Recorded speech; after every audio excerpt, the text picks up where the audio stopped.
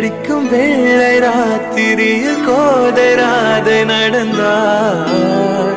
மூங்கில் காட்டில் ஒரு கானம் கசிந்து விட மூச்சு வாங்கி உறைந்தாள்.